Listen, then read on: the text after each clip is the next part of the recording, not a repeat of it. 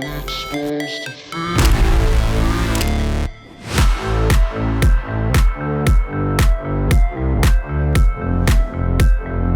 There aren't many phones like the Samsung Galaxy S24. Phones like the S24 have become a rare breed. They are compact and powerful, and a combination that is increasingly becoming antiquated. Not only does it have a small screen, but it also has a small battery, a design that many will call derivative, and a processor whose credentials are questionable at best. Its camera is also starting to show its age. And yet it has become my favorite smartphone of the year. Why? Well, the devil is in the details. So let's dive in.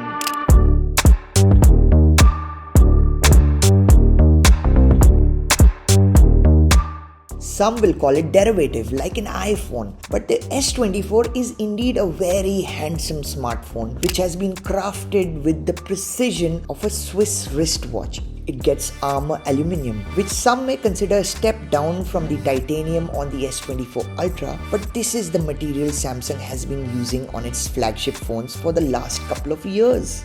It now gets these matte finished rails, which should ensure better longevity because it doesn't get scuffed up like the polished rails. On the front, you get Gorilla Glass Victus 2, which should be plenty sturdy, combined with the fact that it is IP68 water and dust resistant. On top of this, the screen is slightly bigger this year at 6.2 inches because Samsung has made the bezels fully symmetrical.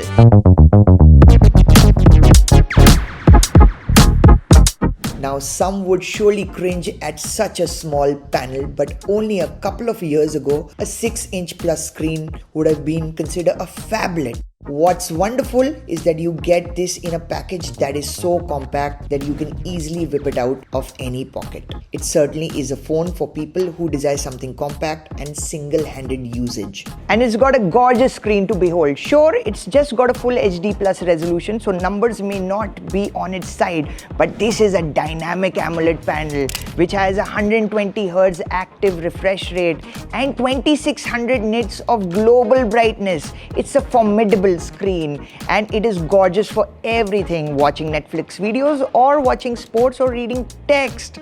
It is really impressive, and in its weight class it's basically competing with two phones, the iPhone 15 and the smaller iPhone 15 Pro, and it's priced right in the middle of them, but its screen tech is way ahead of them.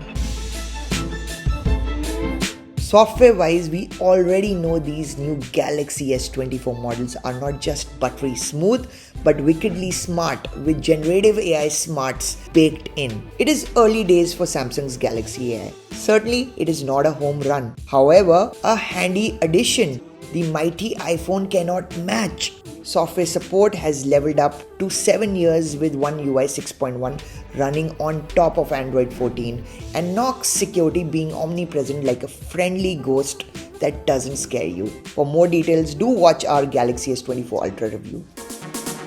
The cameras are very good on this baby S24. It's a very dependable camera system, much like an iPhone, and it will do well in all kinds of lighting. That being said, is it the best camera in its segment? No. It will not blow you away with DSLR-like picture quality, and phones like the Vivo X100, the OnePlus 12, or the Pixel 8 for that matter will outshine it.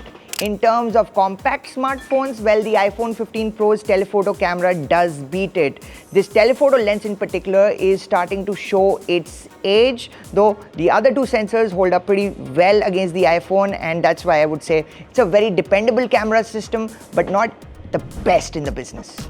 While everything has been hunky-dory so far, people have been worried about the elephant in the room. Samsung has decided to revert back to its homegrown Exynos series of processors, the Exynos 2400 in the case of this phone and the Galaxy S24 Plus. For the last couple of years, Samsung had reverted to the dependable Snapdragon processor by Qualcomm for the Galaxy S line. And while the Ultra still gets the Snapdragon 8 Gen 3 designed for Galaxy, the S24 and S24 Plus get the Exynos 2400. Now, is that a galactic faux pas by Samsung? Surprisingly, no. Yes, I was pleasantly shocked to find the Exynos 2400 to be extremely capable. It performs in the same weight class as the Snapdragon 8 Gen 3, MediaTek Dimensity 9300 and the A17 Pro. In synthetic benchmarks, it even does slightly better, and it has dropped its nasty propensity to overheat the phone and guzzle battery like a MG Hector.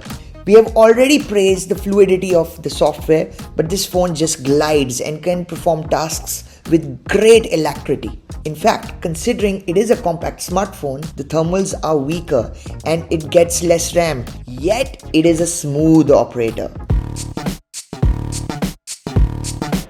Same goes for gaming. Call of Duty Mobile is crushed and how with little to no frame rate drops. Ray traced games are also supported, but best of luck finding them on the Play Store. Now Samsung says there are going to be a bunch of games that will drop on the Galaxy Store, but we will believe it when it actually happens.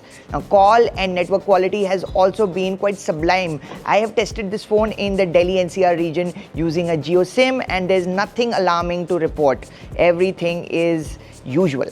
Battery life is often the enemy of compact smartphones, but the S24 is a true one full day smartphone with medium to heavy usage. I have used this phone for more than a week without even reaching out to a charger once for a distress charging session. It would always have 15 to 20% left at the end of the day. Of course, charging is a different story because it takes its sweet time and its wireless charging speeds are also capped at 15 watts. Though thanks to its 3900 mAh battery, it does get juiced up faster than its elder siblings. The S24 is not only the best compact smartphone in the world, it is a very capable flagship phone in its own right. It provides an elegance of usability, design, aesthetics, while not being the most expensive gadget around. Of course, if you need a bigger battery, better cameras, a bigger screen, there are other options. But even if that is not the case, this is a very adequate option because it is so reasonably priced.